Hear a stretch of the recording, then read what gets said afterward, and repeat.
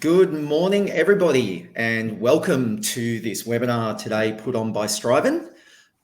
We have a very, very big topic to cover and some wonderful panelists that will be doing this.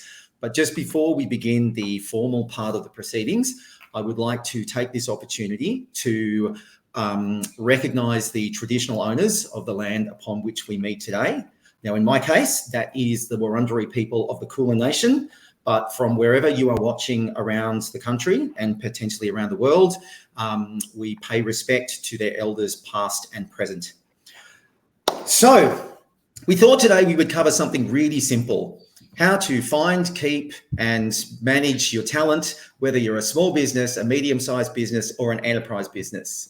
So, I mean, that should be about 10 minutes. I'm not sure what we'll talk about after that. No, on a serious note, like these are... If you're in talent acquisition, these are the two biggest challenges you face every day. How do I find great people? And once I've got them, how do I keep them in my business and keep them growing and developing? And it's something that we all struggle with. And so to give you a bit of advice, we thought we would bring along three wonderful people who come from very different backgrounds, from a small business background to a medium to an enterprise. And so we can hopefully cover all of the things. And so with that being said, I might pass them over to them for an intro. And why don't we, purely because you're at the top left of my screen, kick off with Karen. Thanks, Michael. Hi, everyone. I'm Karen. I am a Senior Strategic Talent Partner for We Are Charlotte. We Are Charlotte are a people and talent partner for small businesses. We act as the people and talent team for our clients. So we ensure that they can tap into a diverse range of capability to solve for any people and talent needs as they grow and scale. Excellent. And moving on to our mid-sized expert, Michael from JobAdder. Yeah, hi everyone. My name is Michael Osman. I'm the head of people at JobAdder. So JobAdder is a SaaS-based recruitment ATS and CRM. So we service both in-house and agency customers. So from a revenue perspective, to give you an indication of size, we're at about $40 million. And we're growing at about 30% year on year. So also from a size perspective, over my 5 years with JobAdder, we've gone from about 60 to 220 people, and they're across ANZ, the UK, North America, and Vietnam. Fantastic. All right. And last but by no means least, our multinational expert, Garth Quinn. Thanks, Michael. Hi, I'm Garth. I work for APM Group. We run 47 different brands, operating in what we call the human services space. So ranges from employment services through to NDIS, aged care, workers rehabilitation, and a whole range of things in between. We're about 12,000 people operating in 11 countries currently. Right. So we're going to try and cover a lot of different things today, but we also want to hear from you in the audience about the things that are happening in your world and questions that you've got that the panel can help you with. So in the chat today, if you could post in what is your current biggest challenge when it comes to finding and keeping top talent, and we'll pass that through to the panelists as we go. But we do have a bunch of questions that we want to ask them to get some different thoughts.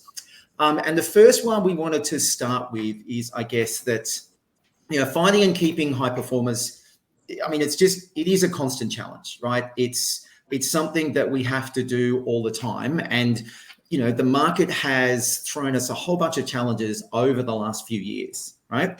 So for each of the panelists, how are you handling the challenge of finding people in a very different and difficult marketplace where there are so many changes of in-office, hybrid, remote, you know, people who have taken time out from COVID, who are looking for new things. So what are the things that you're doing to try and meet your hiring needs? And we might kick off with Karen, because you're dealing with a bunch of different businesses. So you'll bring a few different perspectives to that question. Yeah, and that's the really exciting thing about working in a consultancy space, is that there isn't an off-the-shelf solution. There is no, this is how you recruit. Do this and you'll get the right people. So it's really exciting to partner with different businesses. A lot of our clients do sit in the startup space, and I do feel that that's a unique opportunity to build a really exciting EVP and a way to pull people into your business.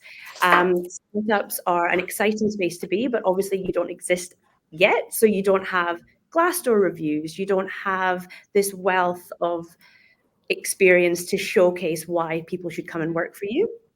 So starting from the basics of making your business attractive, but through a truthful way. So what is your brand? What is your value proposition? What can you give to people who want to join your business, and help them to bolster their career, whatever that might look like?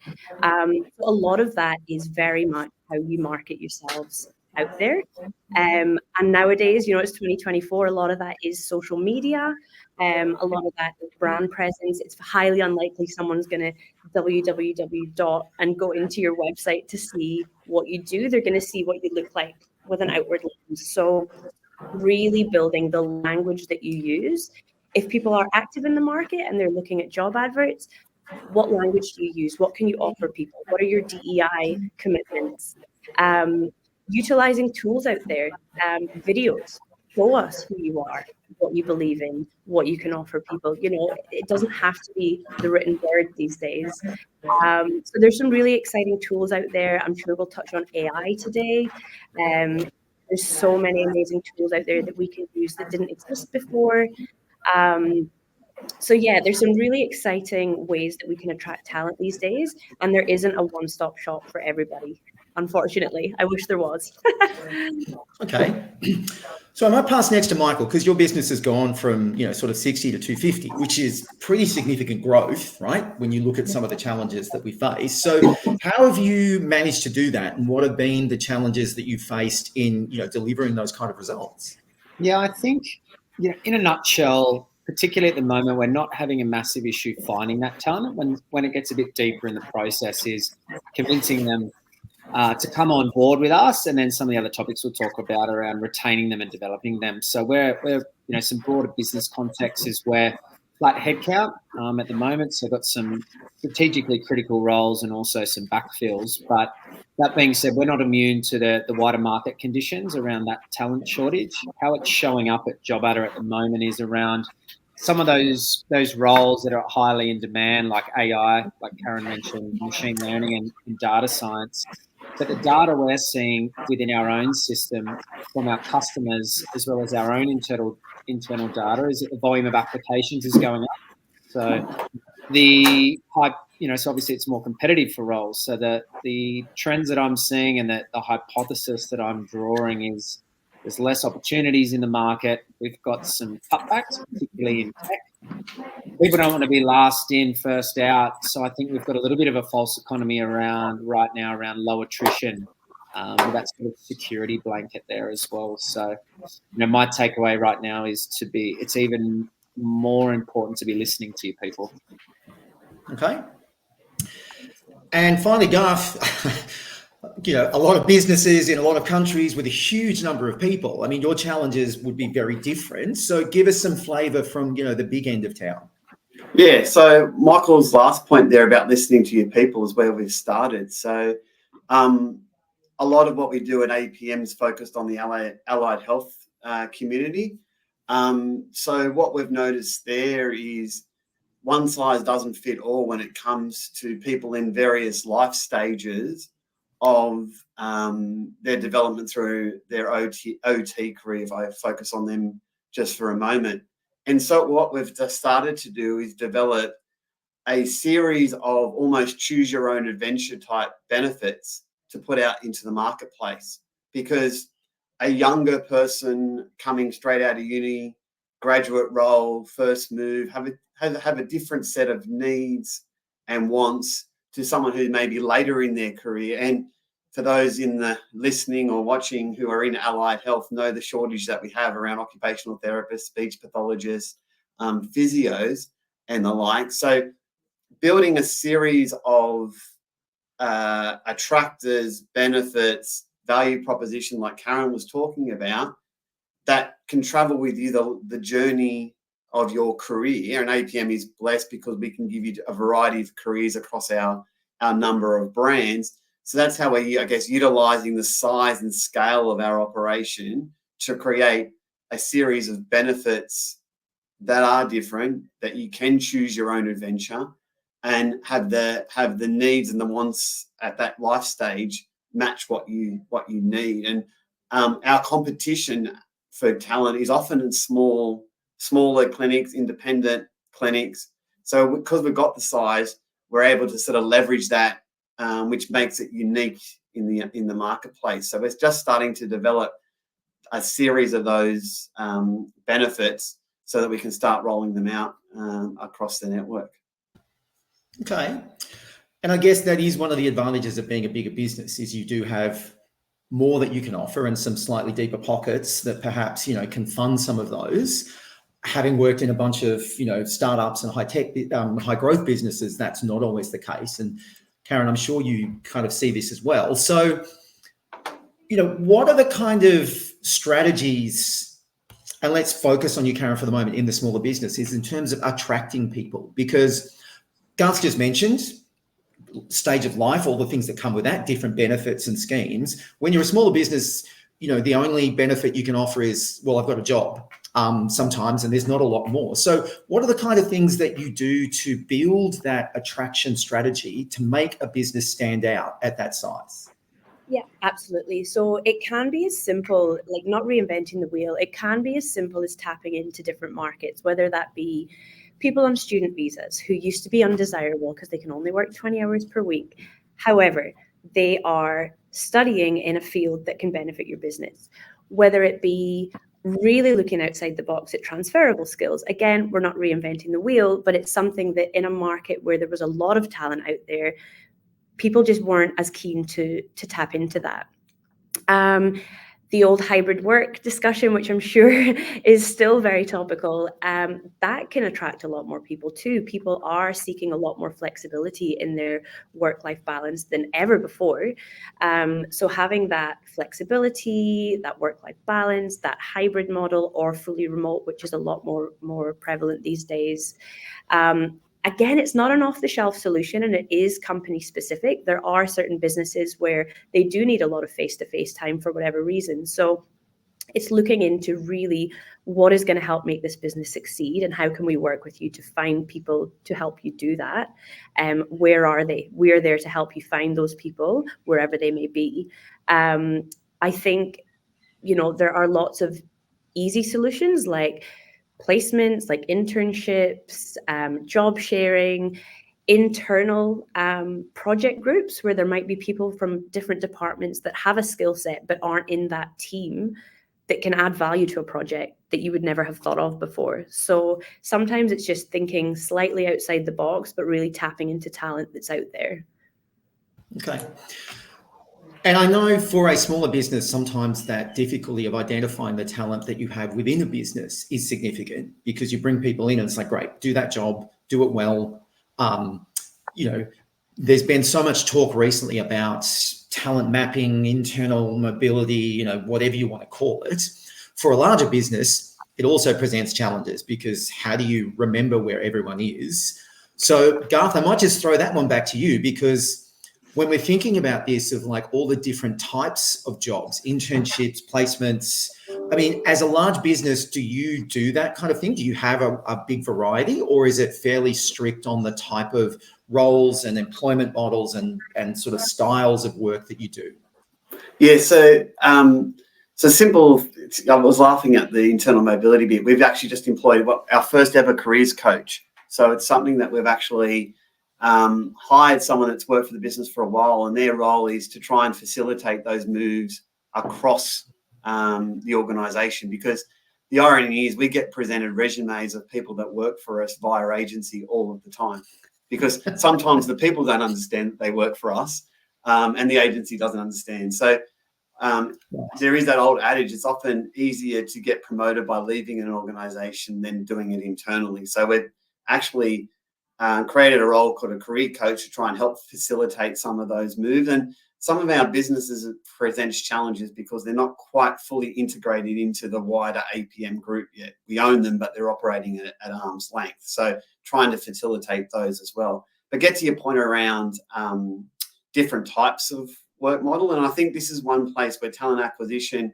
can really move into that sort of advisory space, is by presenting candidates that are slightly left of field. Now, in health, there is the locum, which is basically that gun for hire, short-term period of employment,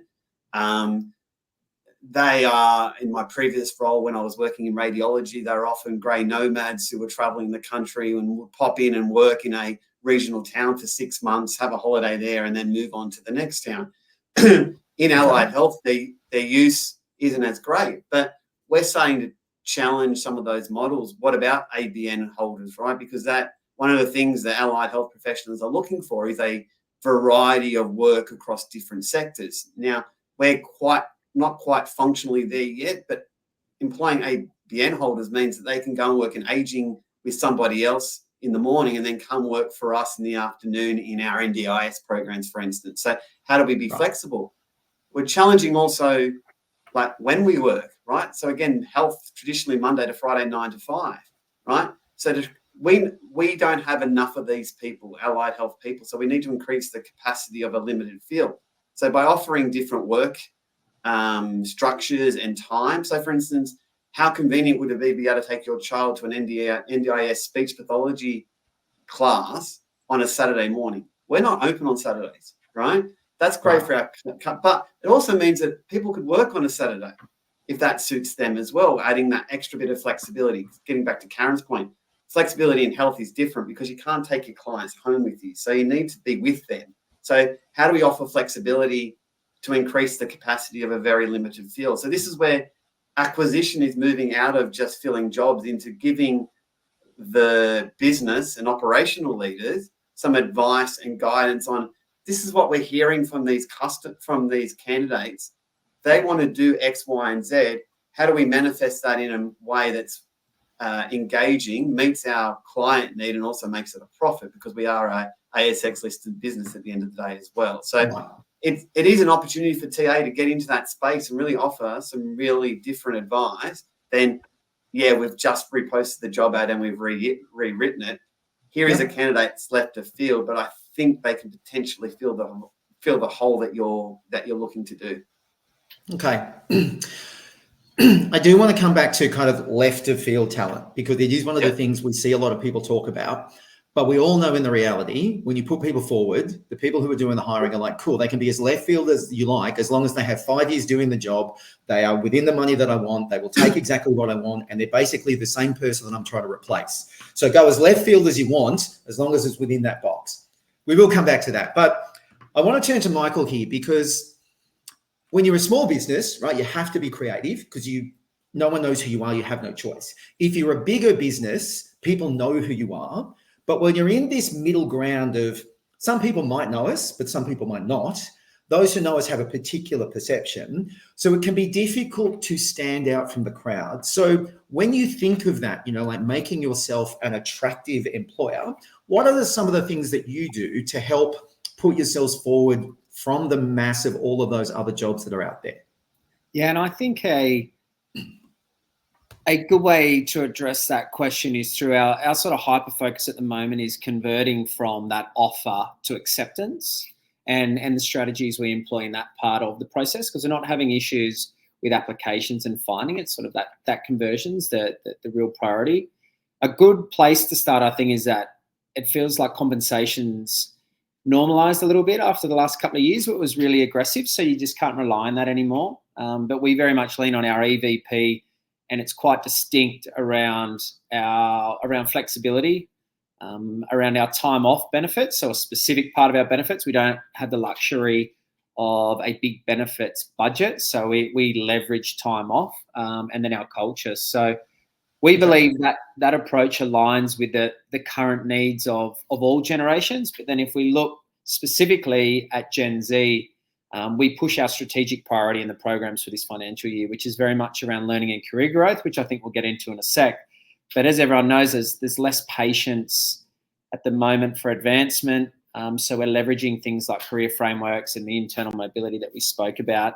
But another thing I want to mention is I genuinely believe that the experience that a candidate's having through that process with their TA should genuinely reflect that of the experience they'll have with the people in the business. So we're quite fortunate where some of our best representations of our culture are our TAs. Some of the strategies they're employing right now they're incredibly high touch, so it's not awesome for volume, but we don't have a massive volume of roles. We need the right people that are getting multiple offers. So they're very high touch, lots of comms. They're extremely transparent and candid as well. So that's what they're finding at the moment is working. Sounds quite basic, but building that relationship through that to try to stand out and pushing that part of our EVP as well. Okay. And look, sometimes the best solution is the most obvious one. Treat people with respect and care and show that you mean well, and whether they are or are not then the right person, you can still have a great relationship that maybe brings them back a second time if they're not right. So I want to touch on one thing that a couple of you mentioned, that there's now a more volume of people coming forward, because we did see a while there where numbers shrunk. So when you're dealing in a volume world, that personal touch is very hard to manage. And you also wonder with, you mentioned AI earlier, Karen, there's lots of AI tools out there now just to get your job, your application into every single job that mentions the keyword that you want. So technology, as we know, can be a force for good and a force for perhaps, not so good at times. So how do you create a great experience and a great attraction model that tries to hone in on the people that you want and handles that volume when we're now in a world where, people are talking flexibility, as you mentioned, Garth, right? People wanting to maybe work on a Saturday because they don't want to work Monday to Friday. They'd like to have a day off in the middle of the week, or the needs of our businesses being our customer base wants something at 10 o'clock on a Friday night because that's when their life goes. I realize that's a huge challenge, but maybe we will start with you there, Garth, because you are dealing at the bigger end and there is lots more variability and different challenges you might be facing. So how do you kind of handle some of those different challenges? Yeah, so I've sort of work on two streams. So we've got what I call our just-in-time recruitment. So that's our volume. So that's sort of the people that have lots of opportunities. And to be frank, they're probably applying to Michael and Karen and to me because they're in the sort of semi-skilled, unskilled sort of labour market where their options are almost limitless. So we've got frontline care roles, administration roles, where that is a speed game, and we want them to move as quickly as we can to see the right person that matters, right? So how quickly do we get them to the hiring manager so that they can engage in a conversation? What we do with our allied health professionals and our more specialist roles is we use the same tactic, but we actually pull back the requirement. So we call it a career conversation, not an interview. And the reason we do that is we don't want a resume, right? If you're an OT or a speechy or that, we sort of know who you are, right? There's a limited number. So we're trying to remove as many barriers. So again, if they're on the couch at 9 o'clock on a Thursday night watching TV, dual screening like everyone does, we want them. I don't have my resume with me. It's not up to date. I just want to find out more, right? So creating a almost two-speed economy when it comes to applications. So with the volume stuff, a few more barriers because you want the person to commit to you because, again, they've got lots of options. With the people that are our specialists and our high-value recruits, removing as many barriers as possible so they get into our system. And I've used the analogy directly. I don't know if you've bought anything on Amazon recently, but they've removed one click, right? And it means that you buy the product probably before you notice that you've bought the product. And I want that similar sort of feel with those specialists in our recruitment pipeline, that they step past that line where they give us their details and they have almost not consciously thought about that they've done that. Because once they're in our system, then we are in control of how we nurture them to an application. And some of these times it's a 12-month, 18-month conversation. But that's what we're trying to do. Give them the experience where they're in, and then we can deal with them. So that's how we've been thinking about that volume versus specialists, just-in-time recruitment, and then this career conversation to sort of remove some of those barriers so people are less awkward about coming in and having a chat with us. Okay. So Karen, for you, obviously, a volume of applicants is not necessarily a great thing for a smaller business because you have limited resources and time. So trying to build that attraction strategy that really hones in on the right people. So what are some of the techniques that you use, I guess, in the converse to what Garth's doing, where he wants a bigger pool, you're trying to create a smaller, more specialist pool? How do you try and manage that? Yeah, so sometimes, some of our clients are so small that There is absolutely no systems. There's no ATS. There's no recruitment team. We are the recruitment team. So we may or may not, once we've done what we need to do, we may not have talent that we're handing it off to. So we really focus on upskilling the teams that exist within the business, whether that is leadership, hiring managers, whatever the structure of their business looks like, and making sure that everyone has the tools and the expertise to be able to recruit if they don't have someone like us there to help them. On the other side of that, there are clients that we have where we're helping them to scale and we're helping them to implement ATSs and we're helping them to grow. So in that respect, it's about making sure that we are setting them up for success with their recruitment policies, with their ATS journeys and whatnot. So it's a bit of an odd question, and I feel like I'm not answering it because each of our clients are very much at a different phase. But it's ensuring that hiring managers and people who don't work in the recruitment or talent space as their day-to-day understand the importance of things like a response. Even if it's just a, hey, thank you so much for your application, we've received it, we're reviewing it, and how important those touch points are. Everyone on this call loves the talent space, but we're also very aware that we are the minority, and a lot of the people in the business, yes, they want top talent, but the getting it part is not their jam. So we need to make sure that they're equipped with the tools to be able to manage it successfully if they don't have someone like us available to help them. Okay. And it's an interesting point. We use the term top talent a lot. And I think, when you work in perhaps a smaller or lesser known business, top talent has a very different meaning to if you are a prestige business that has, a big track record that people are naturally attracted to. And I do think there are times when we focus on this, mythical creature of, the top talent, but it needs to be the top talent that you can get access to who will also at least fit the needs of what you're doing.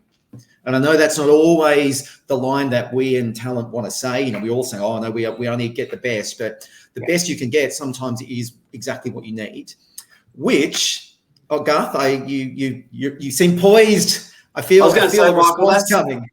Yeah, that's I think where we as TA people in short markets have to set up that expectation, right? That our job is to find the best available talent in the market today, right? And that's where, again, getting back to this advisory sort of concept, right? If we want the best available talent in the market, we need to be at this level. If we're not going to be at this level, this is what we can achieve at the budget we're provided or in the regions that we are operating in. So I think often I talk about the recruiter whinge, like we don't have enough money and there's no candidates. What you should be doing is turning that around and saying, here's what you can get if you've got infinite budget. Here's what you can get in your current budget. And this is what's available. These are the 10, 15 people that we spoke to and who weren't interested, right? So giving that full map to your hiring managers so that they can make an informed decision. And I think we are guilty of not showing sometimes the black box of what we've done to produce those 2 candidates or those 3 candidates. So to back your point there, Michael, I think if we set the expectation as a TA function to find the best talent available in the market today as our expectation, then we can deliver on that. Best talent, that's a slightly different conversation. You're right. And it's almost like we teed this up because it's a great segue then into retaining and developing people. Because whatever you get at the beginning, you obviously want them over time, and hopefully it is over time, to grow and grow and grow. Take on new roles, grow more skills, deliver different types of value. And it is very much, once again, the hot button topic that seems to be out there. Suddenly talent management is, the thing we're all talking about. So maybe, Garth, because you did mention you've introduced a careers coach internally in the business. Obviously, again, this is from a big business perspective, right? So Michael and Karen will get to different levels, but I'd be interested to know, Garth, around why was that role chosen and what's the kind of the output that is being built out of that strategy that you're trying to achieve? Yeah, so I think where you need to start with internal mobility is a cultural thing. So do you have a culture that allows people to move internally and have honest conversations with their managers about they're ready to leave. Now, I've had the privilege twice in my career to have a manager that I could walk up to and say, I'm done here. I've probably had enough and I'm going to go look for a new job. And they are aware that I was in the market, right? Like I've had that twice in my career. It's a daunting thing to do, right? Right. I can imagine. But that's what you sort of need to do. And particularly these extremely short talent pools that we play in allied health. How do we ensure that we know who's looking? How do we, and we have all the jobs, right? We've got 47 brands and all the different things that we do. So the intent of our careers coach is to keep them off Seek, right? Is almost to prevent them from creating a resume, right? Because if someone's got a resume or they're on Seek, well, they've got a foot out the door already, right? So what we want people to do is to come to the careers coach, and it's confidential, right? So it's confidential until they interview is the sort of framework that we're operating on. And the idea is to be able to facilitate conversations across the group to allow that.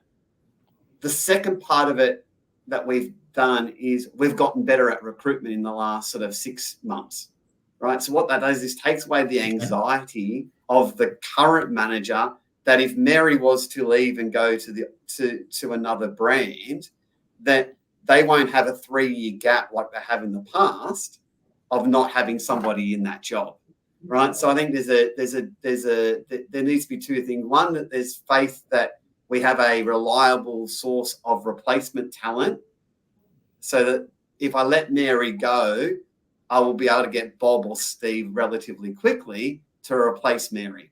So I think there's two things that you have to establish before you can move to this sort of more advanced mobility paths.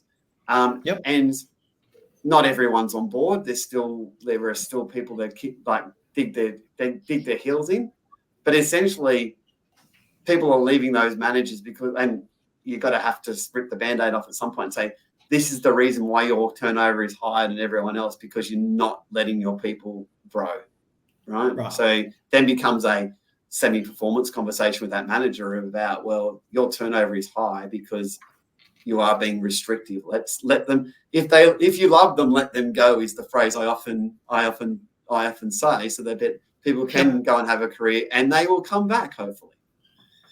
Okay. Outstanding. So, Michael, I might come to you because you mentioned early on one of the things you do is listen to your people, right, and use the data, right? And you're now with a big enough workforce that you do have, when you listen to your people, a volume of data that should show you hopefully some trends. Yeah. So what are some of the trends that the data might have shown you? And what are some of the ways that you're, in your size business, trying to develop those opportunities, both develop the people to come into the opportunities, but create those opportunities for them to shift into?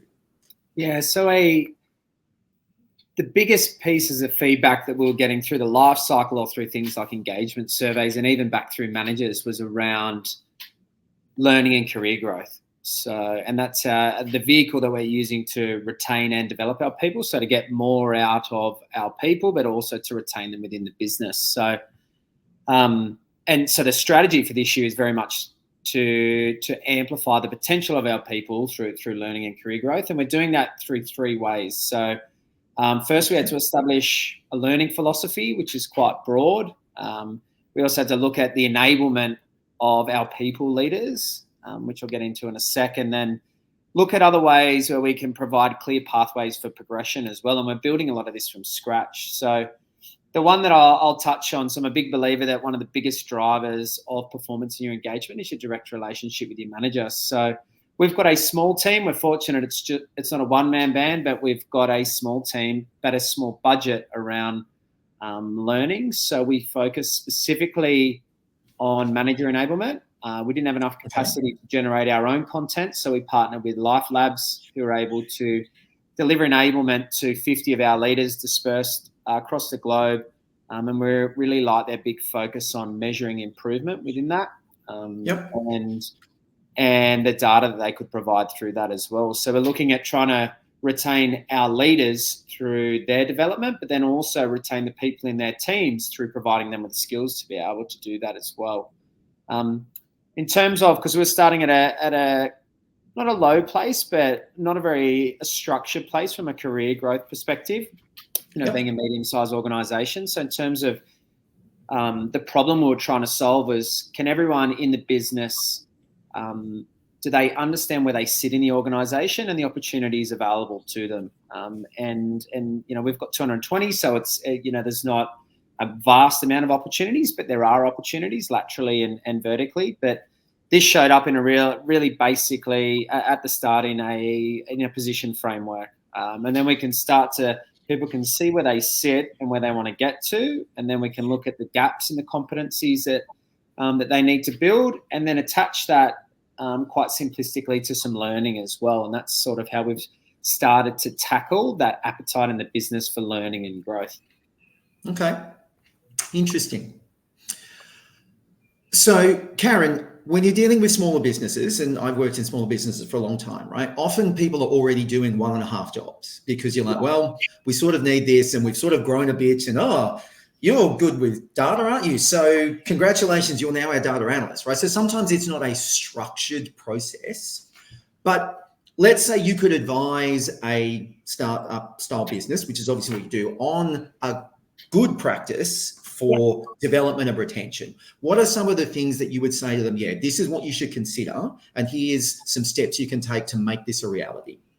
Yeah, absolutely. So there's a number of things, but I guess one thing that we're really backing at the moment is some of the profiling tools that are out there these days are absolutely incredible. So we are really encouraging of an entire business profiling, which is a lot easier in a small business, to make sure that we can see where people fit, as in what their style of work, what their style of feedback, their management style, whatever they look like, and how they will work well with other members of the team, so that we can make sure we're getting the best out of everybody. But also, going back to a previous point I made, giving leadership and management the tools to be able to recognize that, because there will be people in the team who will take 1.5 roles on in their stride, they'll smash it, they'll develop themselves, they'll do really well out of it, and there will be someone who sits right next to them who will crumble.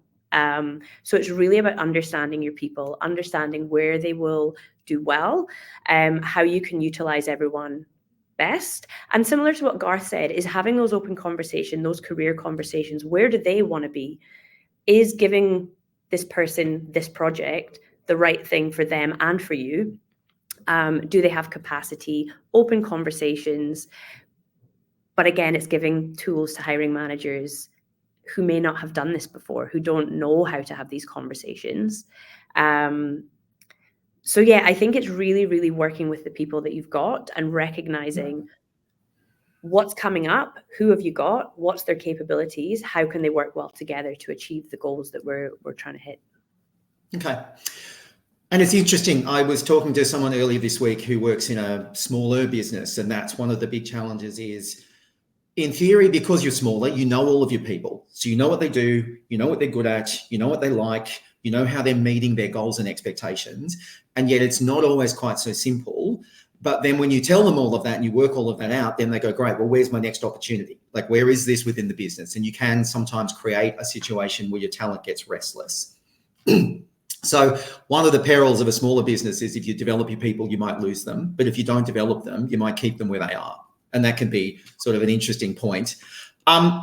So just to call out to the audience, I did say if you've got any questions, put them into the chat. We all seem to be a little bit shy today. So it was mentioned earlier, and I wasn't necessarily going to bring it up, but I do want to touch on the poison chalice of AI, because it's the thing at the moment, right? We're all trying to work out, how do we use it? What can we do with it? What's the impact? We've seen, I think, positive and potentially negative impacts.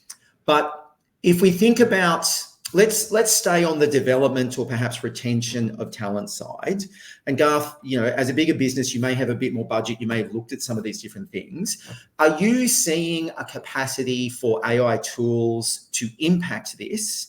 And whether you've actually, implemented it in the business at the moment or you're exploring it, what are some of the applications that you see for AI for a business to keep and retain its talent?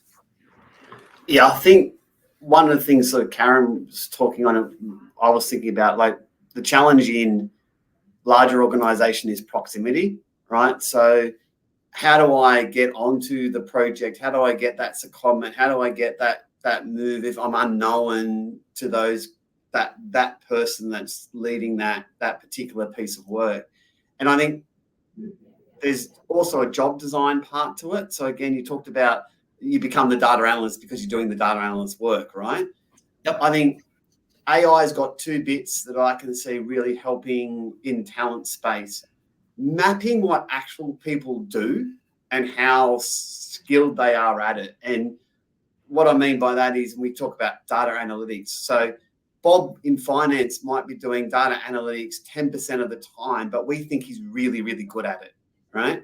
And then you've got someone over in an operational function doing data analytics 80% of the time, and we don't think they're very good at it, right? So you've got AI potentially could map that skill across the organization, so you can identify who's doing that skill and what their capability and competency is.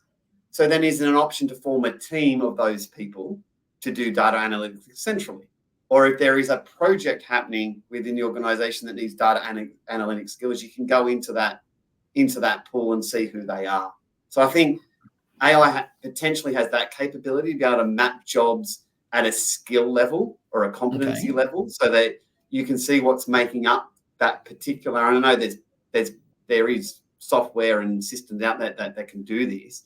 So you can sort of get an idea of how much of each competency or skill a person's job is made up and how good they are. So I think that's interesting.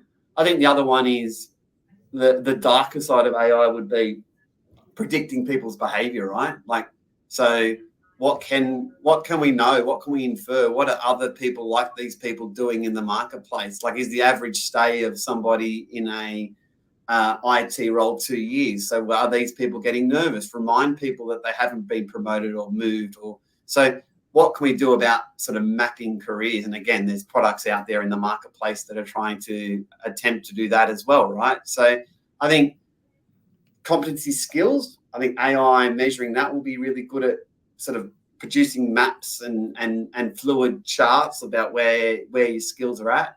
And I think there is something about individuals and how they move their careers across the course, and particularly those people who go from IT to finance, not those non-linear careers that we see happening more and more, where someone's a hairdresser for 2 years, a school teacher for 3, and then they're in IT for 5, right? Mapping those non-linear careers as well. Okay. So, Michael, for someone like you, I mean, we've mentioned data, and in theory, AI is supposed to be driven by data and using data. So sometimes that's the tool. Are you seeing an impact of AI on your business, possibly from your customers as well, but sort of applications for yourself in a global business with a lot of stretch and a lot of, disparate teams in disparate places? Yeah, so primarily it's coming up because, we're a recruitment ATS and CRM ourselves, so we're building that product. So from a customer perspective and incorporating AI into our product is a big focus. But then we're quite fortunate as a people team because for our TA function, obviously we use our own product as well. So it pops up that way as well. Outside of the TA function, which is spoken about a lot in terms of getting efficiencies, and trying to take the bias out of that process. I see it coming into, and when Garth was talking, I was thinking, for businesses with smaller budgets around, it's not the same, but you can get career coach integrations and products within, say, Slack, for example. So if they're looking for some confidential coaching around their career, they don't necessarily want to go to their manager, or the manager's not enabled enough.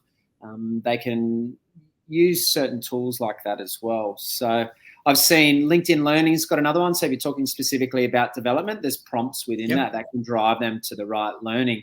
So seen AI pop up a little bit there. I certainly, looking at some of those indicators and how AI is being incorporated into our HRIS. So we use HiBob. So there's things like attrition indicators that take all of the data within that system and can present that to us, but very much see that as that's a tool within your belt to hopefully have a really good conversation. It's not, we're not basing our decisions on that.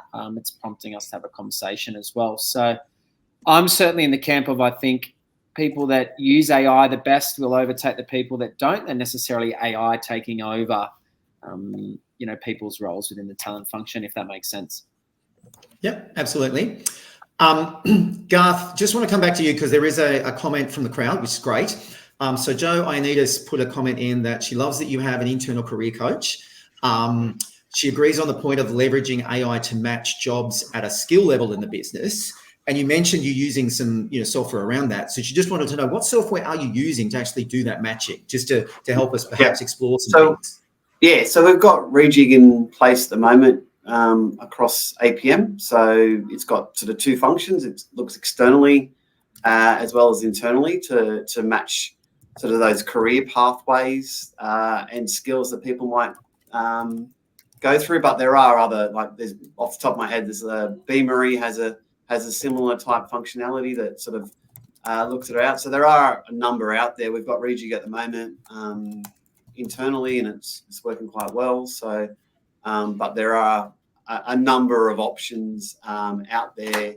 So if you were to Google, if you were to Google, I'm sure it wouldn't take long to find some options. Okay, cool. And Karen, obviously for you working with smaller businesses, right? AI, it might be something they're using or even potentially trying to build, but it may not necessarily have the bigger implications perhaps from a talent retention perspective, but maybe from a sourcing or, attraction strategy. So what are you seeing in the startup space around the use of AI? Yeah, definitely. And there's so many tools out there for attracting talent that have AI features or are entirely AI focused.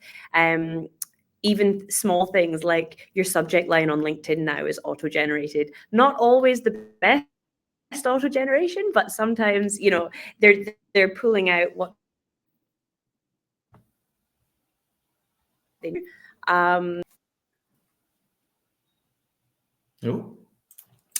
We seem to have lost Karen. The AI said, no, I don't like the answer. I'm cutting you straight off. Don't give away all the secrets. Yeah.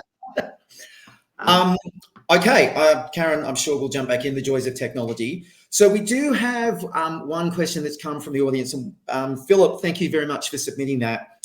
One of the challenges he said he's facing is the pre-employment checking user experience. Okay, we might pause that for a moment. Karen, we lost you there for a second. So just start all over again, because it was so good the computer couldn't handle the heat that was coming out of your insights. Sorry about that. Some amazing AI tools coming out there. And I'm still I'm a cautious user. I'm very much human-centric. Recruiting is what I love, what I've built my career on. But these tools out there, some of them are absolutely incredible. One in particular that I find brilliant is that there's an AI Q&A pop-up for a careers page now, where it's actually the hiring manager for the role giving a bit of a blurb, but also saying, is there anything missing from this job description that you have questions on before you submit your response? Yes, it then becomes more of a bot, but it's that human interaction with the person that you would actually be reporting to for that role. In regards to the basics, like writing job adverts, writing position descriptions, I'm still very cautious because I don't want anyone to lose their company tone of voice or what they're really trying to convey. But it's still a great tool and something that you can utilize when you're a smaller business who might not have a talent team to give you that advice and guidance. And I'm really excited to see what else there is to come, but there's some really cool tools out there right now. Okay, excellent. So we'll come back to Philip's challenge. So Philip was raising the user experience of the pre-employment checking. And, I don't think a week goes by on LinkedIn, we don't see a post up from someone saying, oh, I filled in 50 forms and I'm still filling in more forms and it's been 4 months and I don't know what's going on.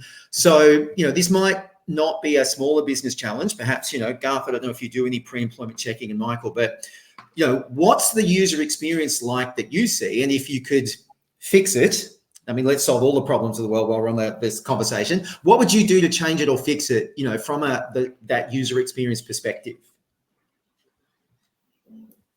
So working in health for the last sort of 3 roles that I've been in, like it's not a small problem, right? Because compliance, making sure we're hiring the right people with the right skill sets and the right qualifications is vital, right? To protect, we're dealing with vulnerable people a lot of the time, right? So there's a need. So my philosophy here is it's asking the right question and the right task at the right time, right? So I mentioned like trying to get minimum hurdles for our specialists to be able to apply for a job, right? Or can connect with us. So my view is why are we asking that question now, and why do we need it now, and what can we delay to a point where the person is the most engaged they'll ever be with us, which is that moment you give them a contract, right? That's probably the most engaged they will ever be with you at any time in their journey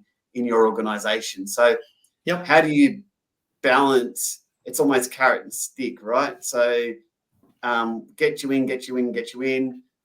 Now we're committing to you, so can you commit to us, right? And then you've got to ensure that you've got a tech partner and a supplier that provides a good user experience, but it's that balance between carrot and stick. When do you ask?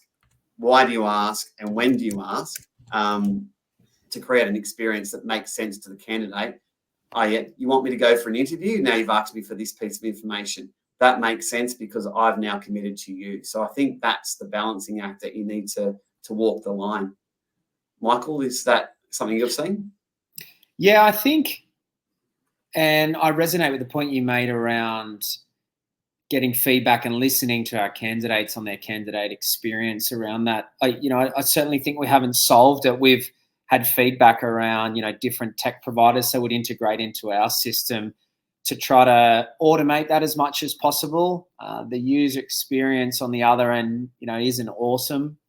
So we've tweaked providers. They also have a different experience when we're based out of headquarters in Sydney, but we've got people in North America, Vietnam, and the UK, and the experience is different. It isn't always fit for purpose. So you might need different providers or integrations, which then sort of complicates that tech stack and the process even more. So the bigger piece of work for us is looking at, optimizing our talent function to try and get a best-in-class talent function. With some slower hiring at the moment, we can work on some of those projects in that space, but it's an iterative process. I don't think anyone's sort of solved that to make it a really, really good experience from one end. We're also, got a lot of InfoSec requirements and compliance requirements because of the data we keep as well. So one we're working on improving, but certainly haven't solved it all yet. And just to add, the one thing that I think you also need to do is have that clear communication. So talking about the candidate experience, Michael, one thing we did implement previously was almost a map, because we were bringing people into aged care who hadn't worked in aged care before. So they didn't have the expectation of all this compliance that they would have to do. So we actually had a visual. Every email that went out to the candidate basically showed them where they were in the step, and what was the next step, and what probably was going to be the obligation from them in the next step. So we were setting up expectations along that journey of, you've applied, then there's an interview, then we're going to, so they could actually visualize where they were in the steps and how many steps there were, so that they could make some proper judgment calls about, well, how invested am I in this role? Fantastic. All right. Well, look, I think we've solved everything. That's great. So no one has any issues with attraction or development of talent as they go forward. But it wouldn't be a panel discussion if I didn't ask you to come up with your magic crystal ball and tell me exactly what's going to happen over the next 12 months.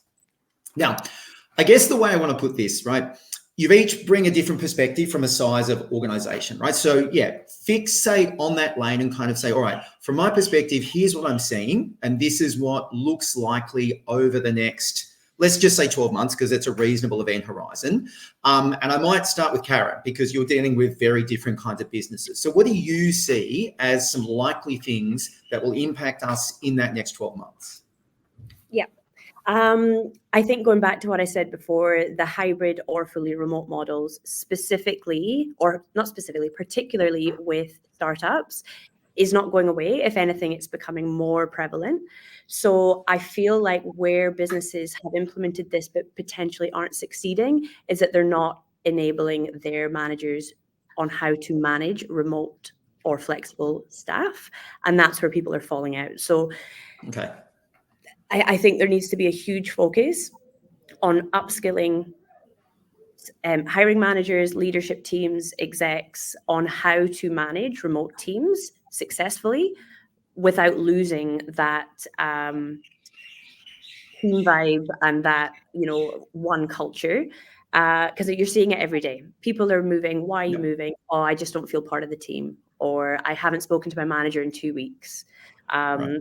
So for our clients specifically, being a lot of startups, it's not going away. So we need to move with the times, and we need to upskill in managing hybrid teams. Okay, fantastic. So that's pretty simple. That'll keep you going for a couple of weeks.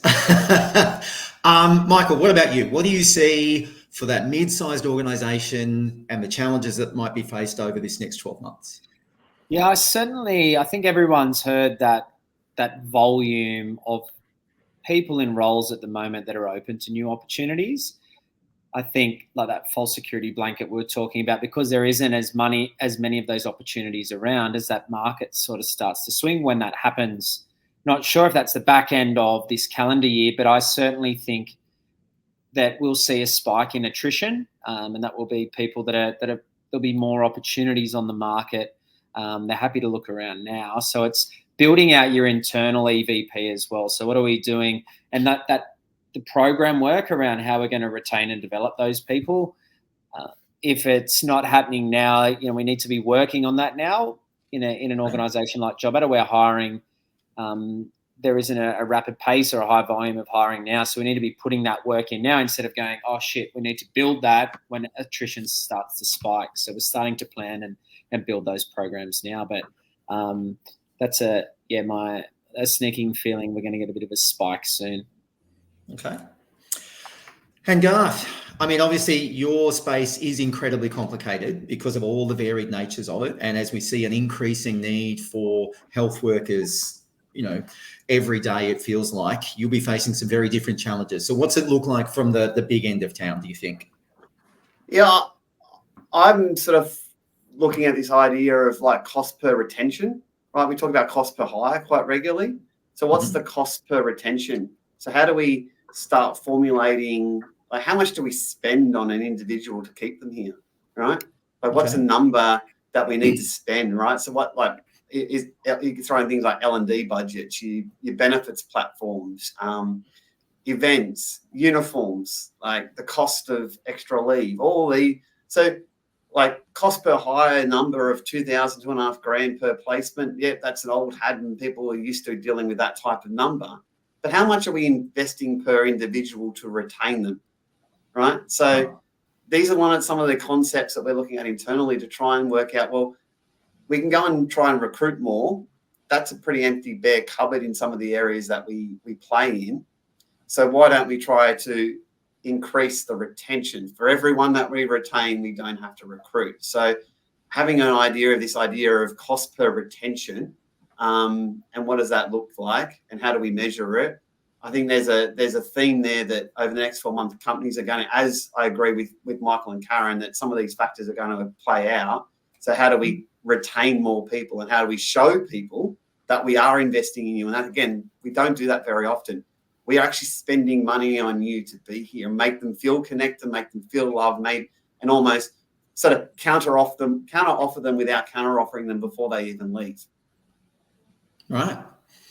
That's an interesting way of looking at it, because if you work for a product company, you are very much looking at lifetime value and cost of retention and what you're doing with that. And bringing some of those philosophies to your workforce might be a very structured and data-centered way to do it. So outstanding. Well, folks, this has been such a fun time. I've really enjoyed it. I got to sit here and pretend I know what I'm doing and listening to all these great people. And I promise you, I'm stealing all of those ideas and taking them back with me so I sound like a genius. I hope that the audience got something out of this and can do the same thing again. We very much appreciate you being here. So I would very much like to thank our panelists, Karen Gold from We Are Charlotte, Michael from JobAdder and Garth from the APM group. For the audience, please keep an eye out for the upcoming series. We have many topics that are going to be discussed. And if you have ideas and thoughts that you want to bring in, please let us know. But until then, everybody have a great day and we'll talk to you soon. Bye for now. Thanks, folks. Bye.